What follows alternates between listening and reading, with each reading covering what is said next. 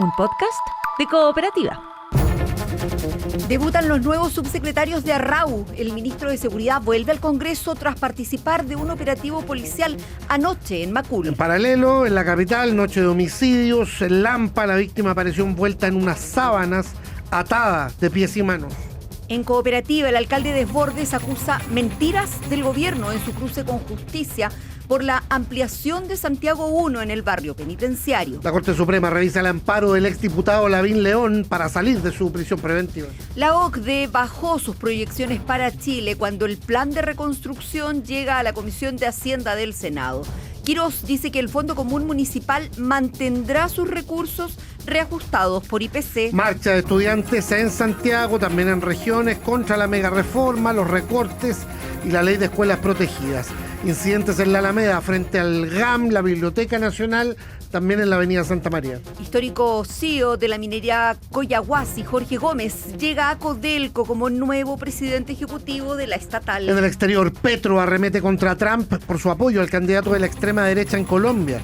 Nuevos ataques en el Golfo Pérsico, Irán apunta a Kuwait y Bahrein. Y en el deporte, Moza confirma su poder en Colo-Colo, donde además le bajan el pulgar a un eventual retorno de Palacios. Sorpresa en París, Sabalenka eliminada de Roland Garros. Estás escuchando el podcast de El Diario de Cooperativa, una presentación de cooperativapodcast.cl. Y partimos en el centro de Santiago para saber de la marcha de la Confech en un recorrido no autorizado ahí en la Alameda. Ha habido enfrentamiento con Carabineros en algunos puntos. Fernanda Ávila, estamos contigo. Buenas tardes. ¿Qué tal? Buenas tardes, Vero, Rodrigo. Cerca de las 11 de la mañana partió esta manifestación desde Plaza Baquedano hacia el poniente, una marcha que no estaba autorizada, al menos no en el recorrido que les comenté. Según la delegación metropolitana, se les había citado a las organizaciones el pasado viernes, cita a la que no asistieron. La propuesta de la delegación era una marcha desde Plaza Los Héroes hasta Metro Ecuador, algo que según los dirigentes de la Confech no se les comunicó, asegurando que tampoco se les realizó ninguna invitación a alguna reunión. Los objetivos de esta marcha los comentó el presidente de la Federación de Estudiantes de la Universidad Mayor y vocero de la Confech, Diego Torres. Escuchamos. Los motivos de esta convocatoria, primero es fijar una oposición frente al proyecto de reconstrucción nacional, al proyecto de escuelas protegidas y a los recortes que se han hecho en las diferentes carteras del gobierno. Igual ahora tengo que partir la manifestación, entonces es cortito. Claro, son proyectos que solamente traen retrocesos para, primero, la educación, a la representación estudiantil y aparte la sociedad en su conjunto respecto a recursos. No tenemos registro de que la delegación presidencial se haya comunicado con nosotros el día viernes. El día de ayer tuvimos una reunión en la mañana, no se nos expresó los cambios que se querían hacer a la convocatoria. Entonces, claro, ¿cómo movemos una convocatoria de más de 10.000 personas de Plaza Baquedano a Los Héroes para partir hacia Ecuador? Es un recorrido que es completamente contrario a lo que nosotros proponíamos. Sí, una alta convocatoria hubo acá en la Alameda, pero fue por esta falta de autorización que Carabineros intentó dispersar rápidamente la manifestación. A la altura de Universidad Católica comenzaron los primeros enfrentamientos entre Carabineros y encapuchados. Se hizo uso del carro lanzaaguas, el carro lanzagases y producto de ello se mantuvieron por varios minutos estos enfrentamientos junto al GAM alrededor de la Plaza Baquedano y retrocediendo hasta Salvador, donde hasta hace algunos minutos todavía se mantenían algunos enfrentamientos y algunas detenciones. El resto de la marcha logró reagruparse y ha seguido avanzando hasta la altura de República, donde nuevamente ha intentado ser dispersada por Carabineros. A las 2 de la tarde está previsto un punto de prensa frente a la USACH por parte de la Confech para actualizar toda la información de esta marcha que ha transitado durante esta mañana por la Alameda. Hasta ahora una concentración de personas en la Plaza Baquedano, incidentes en el acceso por la Alameda a la USACH, por tanto,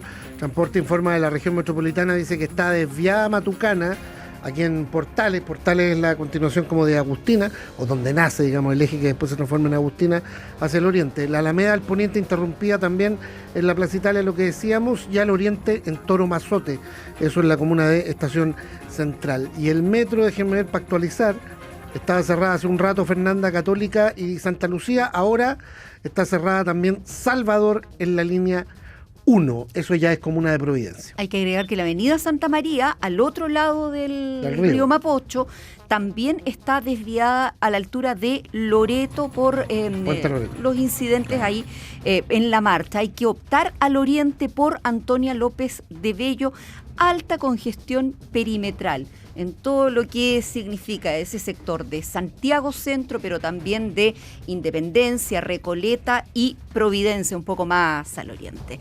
Fernanda, volvemos contigo en unos minutos para saber del desarrollo de esta manifestación estudiantil. Buenas tardes. Buenas tardes.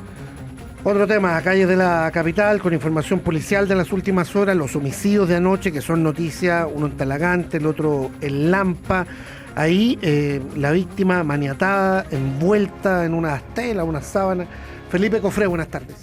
Muy buenas tardes. Claro, es en el Lampa donde se investiga el hallazgo de un cadáver a un costado de la autopista central, a la altura del kilómetro 31,7 en dirección hacia el sur. Este hecho, el descubrimiento fue realizado por un transeúnte, un adulto mayor, quien en primera instancia alerta a carabineros tras encontrar el cuerpo de esta persona envuelto en una sábana, maniatado de pies y manos, con al menos 2 impactos de bala en su cabeza. En el sitio del suceso también se ubicó una chaqueta con rastros de sangre, al menos también 4 casquillos de evidencia balística que da para presumir que los disparos que le quitaron la vida se efectuaron en ese lugar. Son antecedentes que están siendo analizados por la Brigada de Homicidios en el sector norte de la capital. El equipo contra crimen organizado y homicidios está a cargo de las diligencias.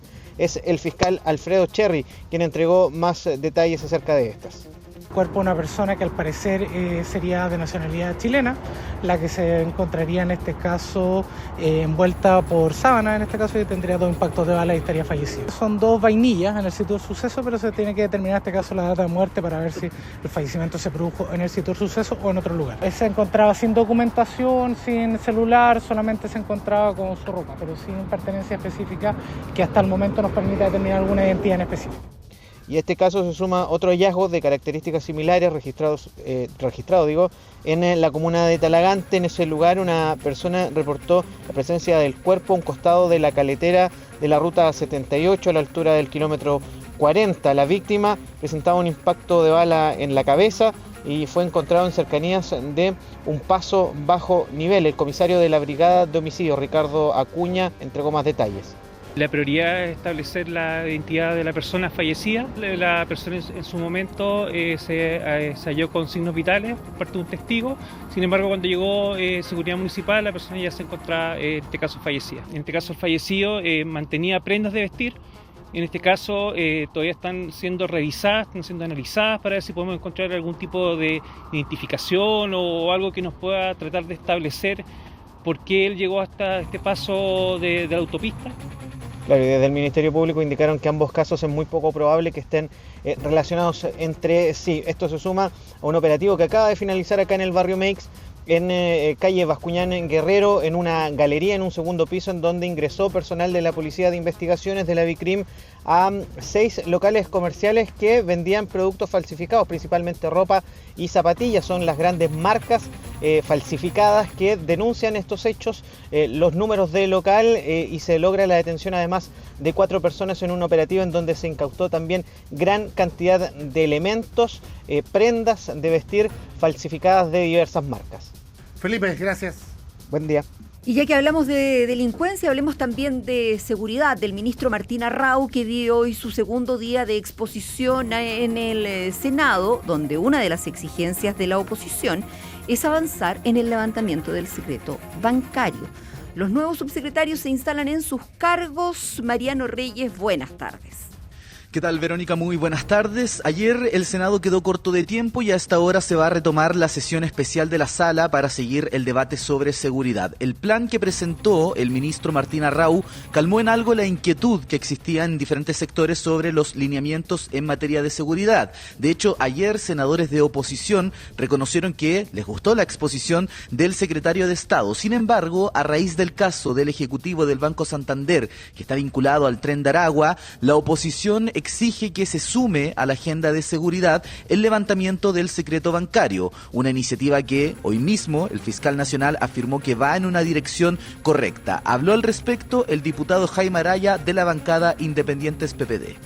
Tenemos que darle tiempo al ministro Arauz porque claramente viene a parchar la improvisación en seguridad. Él nos puede presentar 50 medidas que sumadas sean importantes y muy vistosas, pero hay 2 medidas fundamentales que tiene que pronunciarse y ojalá venga la comisión a decir que vamos a tener una norma que permita el levantamiento del secreto bancario como lo ha pedido el fiscal nacional. Porque son estas mismas personas que nos decían hace un tiempo atrás, no, si el crimen organizado y los narcotraficantes no usan los bancos. Y que vimos el día de ayer, y lo quiero decir con mucho respeto, este gobierno le tiene terror al levantamiento del secreto bancario. Y les quiero decir además que ahí es donde se amparan los corruptos, los narcotraficantes, el crimen organizado y los que matan a las policías. Bueno, recordemos que esta iniciativa es muy resistida por la derecha, seguramente va a estar incluida en el debate que parte a esta hora en el Senado, sobre todo porque desde La Moneda hoy día también descartaron que lo del secreto bancario sea parte de su agenda de seguridad. En paralelo, los nuevos subsecretarios del Ministerio de Seguridad se van instalando en sus cargos. Pudimos conversar con el nuevo subsecretario de Prevención del Delito, Gonzalo Guerrero, quien comentó parte de sus lineamientos. Aquí estamos dispuestos a reforzar lo que haya que reforzar y también mantener lo que haya que mantener. Hay un trabajo que es institucional, la Subsecretaría de Prevención del Delito ya tiene larga data. Entonces, cuestiones que se vienen realizando, evaluaremos cómo lo podemos reforzar, cómo se puede hacer mejor. También hay un estilo personal y a mí me corresponde también mirar una cuestión muy institucional. Aquí hay que poner en marcha de mejor manera un ministerio que recientemente fue creado y esa fue también una de las labores que me comentó el ministro. Bueno, la salida de Andrés Joanet de la Subsecretaría de Seguridad Pública generó molestia en el oficialismo, molestia que parece haberse contenido, sobre todo porque el exdiputado de Amarillos fue fichado por el presidente de la República para que integre el segundo piso de Palacio, vale decir, una asesoría directa al mandatario en un equipo donde reina la militancia republicana. El viceministro Claudio Alvarado descartó que haya un problema de equilibrio político en el sector tras este ajuste. Las críticas siempre, como lo he dicho en más de una oportunidad, son bienvenidas y son legítimas, pero aquí se ha optado por 2 profesionales que tienen conocimientos y que pueden aportar de muy buena manera el Ministerio de Seguridad. El ex subsecretario Joanet sigue colaborando con nuestro gobierno, lo hará desde la asesoría directa al presidente de la materia en el segundo piso y ayer por lo menos en conversaciones que tuve con distintos parlamentarios de todo el espectro político, al conocerse los nombres de los reemplazantes, manifestaron su conformidad y satisfacción. Bueno, cabe mencionar que tanto el nuevo subsecretario de Prevención del Delito como la nueva subsecretaria de Seguridad Pública fueron parte del equipo de asesores del viceministro Claudio Alvarado. Y una de las voces críticas al ajuste en el Ministerio de Seguridad fueron personeros de Renovación Nacional. Hoy el presidente Kast sostuvo un desayuno con los diputados de esa bancada en Cerro Castillo y el jefe de dicho comité, Diego Chalper, dijo que respaldan las decisiones del mandatario, que valoran el cambio nítido en materia de seguridad y que también valoran la inclusión de Andrés Joanet, líder de Amarillos por Chile, en el segundo piso de La Moneda. Es Mariano Reyes con la información. Gracias, buenas tardes, Mariano. Que estén bien, muy buenas tardes. Ya, bajo el paraguas de la seguridad, el tema de las cárceles. Arrao ayer dice, vamos a tener nuevas cárceles de máxima seguridad. Ese es el plan del Ejecutivo y por lo pronto todo indica que se va a insistir con la ampliación de Santiago 1. Desbordes está, el alcalde de Santiago está en una arremetida muy dura respecto del Ejecutivo en esto. Estuvimos en el barrio ahí también hablando con los vecinos. Gloria Gutiérrez, contigo, buenas tardes. ¿Qué tal, Rodrigo? Buenas tardes. Y tras la decisión civil de Santiago, que acogió la solicitud presentada por la municipalidad de la comuna para paralizar por cárcel de Santiago 1, crece la tensión entre el gobierno y la municipalidad de Santiago. Vamos a tener que mejorar el contacto con Gloria Gutiérrez. Hablamos de la cárcel ahí en el barrio penitenciario. Este es un proyecto que ya genera ruido desde la administración anterior, digamos. Irasí Hassler se enfrentó al gobierno de Boric, ahora Desbordes al gobierno de Kast. Cuando se reabre el Metro Salvador, línea 1 operativa en medio de los incidentes por la marcha estudiantil. Ya, la cárcel, barrio penitenciario, Gloria, ahora sí, vamos. Sí, en Cooperativa, el alcalde de la comuna, Mario Desbordes, que por los ministros Martín Arrau, de Seguridad, y Fernando Rabat, de Justicia, sobre el típico emplazamiento en las ciudades es falso, e instó al gobierno a emplazar esta nueva cárcel fuera del Radio Bar.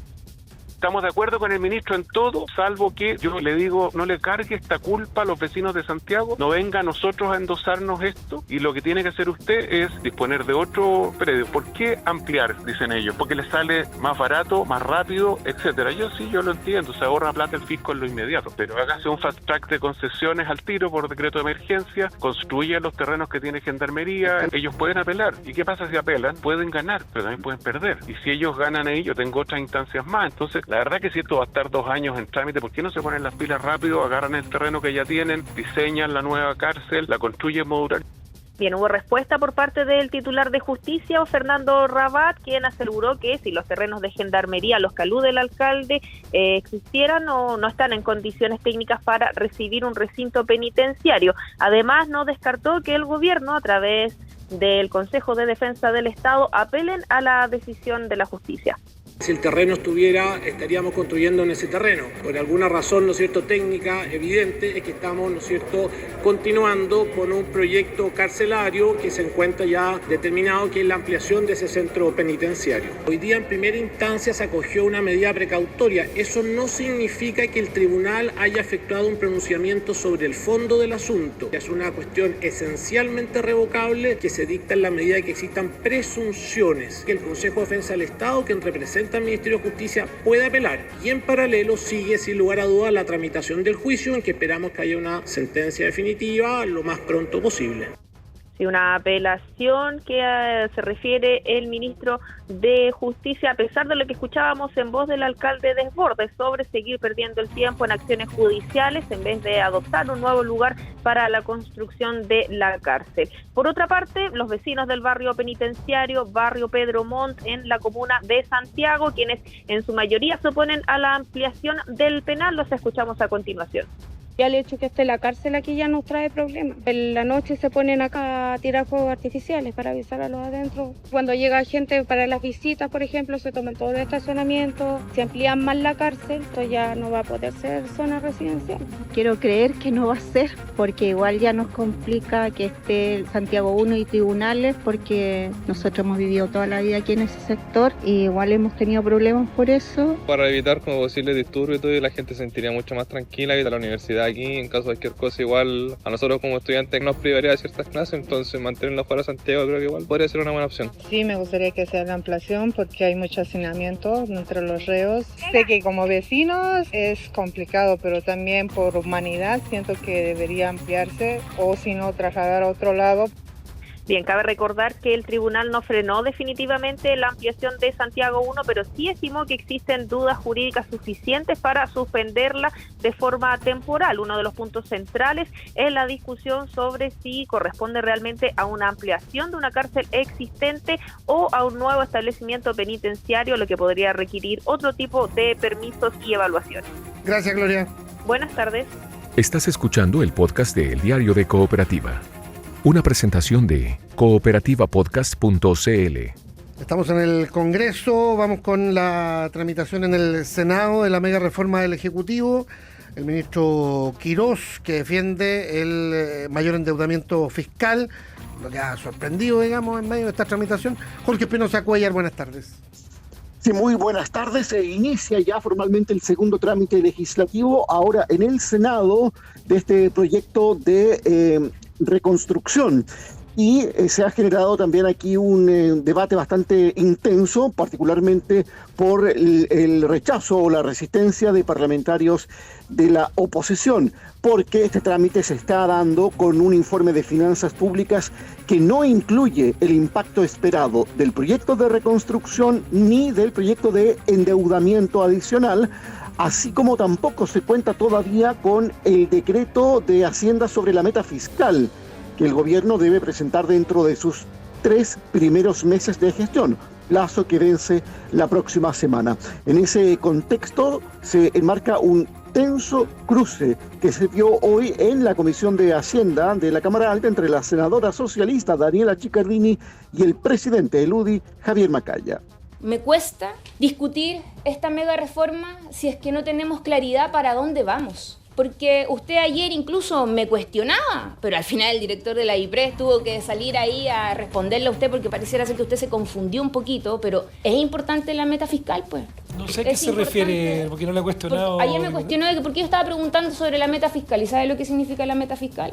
¿Usted sabe lo que es o no? Pero por cierto que sí. ¿Qué es lo que es? Pero está... Sí, lo que pasa es que ayer me lo cuestionó públicamente y usted, por favor, presidente, llame al orden acá, señor senadora, Carter. es que lo podríamos haber conversado ayer, yo no tengo ningún inconveniente. Pero qué bueno que usted también tenga... Qué bueno que qué. Mire, tenga la amabilidad. Y usted también, usted termine su intervención. Gracias. Okay. Termine su intervención. Parte de lo ocurrido esta mañana en la sesión de la Comisión de Hacienda de la Cámara Alta. El ministro Jorge Quirós expuso ante los parlamentarios el contenido de este proyecto en sus diversos aspectos, el fondo de reconstrucción propiamente tal, los cambios tributarios y también los de regulación ambiental. Y en este contexto explicó el objetivo de la norma que convierte al Estado en asegurador de las inversiones privadas en caso de que los proyectos sufran una revocación en tribunales de su resolución de calificación ambiental. Aquí está Jorge Quirós. El porcentaje que finalmente es anulado del total de los que entran es un porcentaje extremadamente bajo. Pero como la persona no sabe si al final lo van a eliminar o no, la espera es igual. Entonces resulta muy costoso decir, mira, este es un proyecto de inversión de $5.000 millones, está esperando que terminen todos los recursos. La probabilidad de que uno de esos recursos termine en que el proyecto no se pueda hacer o que le eliminen la RCA es muy baja. Pero esto es como tirarse un paracaídas y saber si uno se va a morir o no. Es muy baja la probabilidad, pero las consecuencias son muy altas. Y eso significa que quienes interponen recursos, no voy a decir que en todos sea el caso, pero en muchos casos existe incentivo volante a extorsionar al titular. El itinerario inmediato en la tramitación de la reforma es que una vez concluida la sesión, como efectivamente ya terminó, se retomará mañana el trabajo con doble sesión, mañana jueves, y el lunes una sesión extendida en la Comisión de Hacienda del Senado. Mientras tanto, esta tarde, luego a las 3, la Comisión de Hacienda, pero de la Cámara Baja, va a conocer del mismo ministro Jorge Quirós el proyecto de endeudamiento por $6.200 millones adicionales a lo aprobado en la ley de presupuestos. Son asuntos directamente relacionados, vinculados estrechamente en el debate. Si ayer la bancada de la Democracia Cristiana ya anunció que no apoyará el mayor endeudamiento, hoy lo hizo la bancada del PPD. Escuchamos a la diputada Andrea Parra y luego, desde La Moneda, al biministro Claudio Alvarado. El ministro Quirós ya no tiene pudor. Pasó por este Congreso una mega reforma tributaria que va a provocar que en este país dejemos de percibir más de $4.800 millones por año. Y ahora quiere llegar sin ni una pizca de vergüenza a pedirle a este Congreso que aprobemos un endeudamiento de más de $6.200 millones. Él quiere favorecer a los más ricos y que los más vulnerables paguen la deuda. Yo le pediría a la oposición que tenga un poquito más de pudor sobre el tema, porque este proyecto de endeudamiento es producto de la gestión y administración anterior. Solo ayer el presidente de los Nacional Libertarios, el exdiputado Johannes Kaiser, había anunciado que la bancada de su partido no iba a apoyar este proyecto de endeudamiento. Hoy, sin embargo, dio un giro de 180 grados y anunció que después de que el gobierno les explicó las consecuencias de un posible rechazo, cambiaron su posición y ahora sí van a votar favorablemente. Está sesionando la sala de la Cámara Baja y dentro de los próximos minutos se espera el pronunciamiento del Pleno respecto del proyecto de reajuste al sueldo mínimo. Son 14.500 pesos adicionales y un poco más de 10.000 en caso de los menores de 18 y mayores de 65 años. Jorge Espinosa, gracias. Buenas tardes.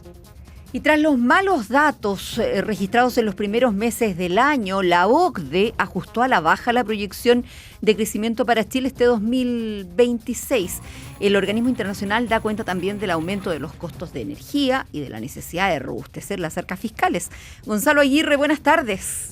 ¿Qué tal? Buenas tardes. Y durante enero, febrero y marzo se registró una caída de la actividad económica de 0,5%, de acuerdo al informe de cuentas nacionales del primer trimestre que fue publicado por el Banco Central. Se suma a ello lo comunicado esta semana por el emisor con el IMASEC de abril, que fue de menos 1,2%. Con estos malos resultados durante el primer tercio del año se empeoran también las proyecciones económicas para el resto del 2026. Es lo que ha ocurrido en esta ocasión con una nueva edición de las perspectivas económicas de la OCDE, con una caída de la estimación de crecimiento para Chile que pasa de 2,2% en el informe anterior a 1,7% en esta actualización. Sobre la desaceleración del crecimiento de la que habla el informe, esto comentó Gustavo González, académico del Instituto de Economía de la Universidad Católica.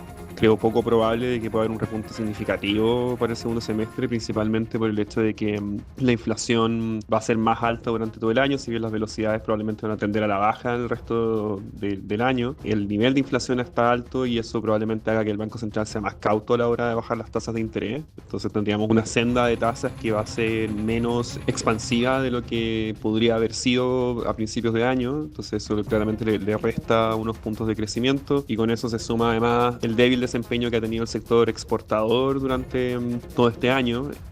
Otro de los planteamientos de la Organización para la Cooperación y Desarrollo Económicos: el consumo privado y la inversión seguirán creciendo, pero el aumento de los costos energéticos, el endurecimiento de las condiciones financieras internacionales y la consolidación fiscal lastrarán la actividad. Por la inflación, a la espera del IPC de mayo que se viene la próxima semana, se asegura que aumentará temporalmente debido al incremento de los costos del combustible y el transporte, pero se prevé que se modere al 3,8% en 2026 y al 3,2% en 2027. Se alude además a los temas fiscales. Chile debe reconstruir sus colchones fiscales al tiempo que mantiene unas medidas de apoyo focalizadas y temporales en el ámbito energético para preservar los incentivos y sostener los costos. Justo cuando se tramita la mega reforma, dice la OCDE que para impulsar el crecimiento será necesario adoptar reformas que desbloqueen la inversión, aumenten la participación en el mercado laboral y refuercen el aprendizaje permanente y la recualificación laboral. Una iniciativa que se debería discutir no tan rápido, dijo en un seminario laboral el profesor titular del Departamento de Economía de la Universidad de Chile, Dante Contreras. Creo que hay que reflexionar un poquito más respecto a esta mega reforma. Por ejemplo, esta política de crédito tributario al empleo, a mí personalmente me parece extremadamente cara. Y por trabajos que ya están, las cuentas que se hacen son $8.000 por trabajador por año. Y con la capacitación del CENSE que no funciona, con un sistema educativo que no estamos dando el ancho, sin sala cuna. O sea, pensemos un poquito más, yo me diría, discutamos, veamos la evidencia, hagamos el equilibrio general y busquemos cuál es el mejor mix de políticas que me permitan efectivamente mejorar la situación de empleo. Creo que estamos yendo un poquito rápido en esto. Tras la esperada caída en el crecimiento, 1,7% este año, se estima una recuperación hasta 2,5% en 2027, impulsado aquello principalmente por la inversión bruta en capital fijo, respaldada por proyectos de minería, energía y maquinaria relacionada. Se plantea además que el consumo privado seguirá respaldando la actividad, ayudado por el crecimiento de los ingresos, pero se verá frenado por el aumento de los precios de los combustibles y la caída de la confianza. Gonzalo Aguirre con el informe económico. ¿Se confirma lo de el ex Collahuasi en Codelco, Gonzalo? No todavía. Ese anuncio se espera para las próximas horas. Todavía no hay un comunicado oficial de la estatal, así que lo estamos esperando y lo vamos a dar cuenta oportunamente. Se supone que el CEO de Collahuasi, Jorge Gómez, llega como nuevo presidente ejecutivo de la estatal, hoy bajo el mando de Bernardo Fonte. Vamos, gracias Gonzalo, buenas tardes. Buenas tardes. Lo que está pasando. Síntesis informativa de El Diario de Cooperativa. Debutan los nuevos subsecretarios de Arrau. El ministro de Seguridad vuelve al Congreso tras participar de un operativo policial anoche en Macul. En paralelo, en la capital, noche de homicidios, en Lampa, la víctima apareció envuelta en unas sábanas atadas de pies y manos. En Cooperativa, el alcalde Desbordes acusa mentiras del gobierno en su cruce con Justicia por la ampliación de Santiago 1 en el barrio penitenciario. La Corte Suprema revisa el amparo del exdiputado Lavín León para salir de su prisión preventiva. La OCDE bajó sus proyecciones para Chile cuando el plan de reconstrucción llega a la Comisión de Hacienda del Senado. Quirós dice que el Fondo Común Municipal mantendrá sus recursos reajustados por IPC. Marcha de estudiantes en Santiago, también en regiones, contra la mega reforma, los recortes y la ley de escuelas protegidas. Incidentes en la Alameda frente al GAM, la Biblioteca Nacional, también en la avenida Santa María. Histórico CEO de la minería Collahuasi, Jorge Gómez, llega a Codelco como nuevo presidente ejecutivo de la estatal. En el exterior, Petro arremete contra Trump por su apoyo al candidato de la extrema derecha en Colombia. Nuevos ataques en el Golfo Pérsico, Irán apunta a Kuwait y Bahrein. Y en el deporte, Moza confirma su poder en Colo-Colo, donde además le bajan el pulgar a un eventual retorno de Palacios. Sorpresa en París, Sabalenka eliminada de Roland Garros. Aquí termina el podcast de la segunda edición de El Diario de Cooperativa. Encuéntralo de lunes a viernes en cooperativapodcast.cl o en tu plataforma de audio favorita.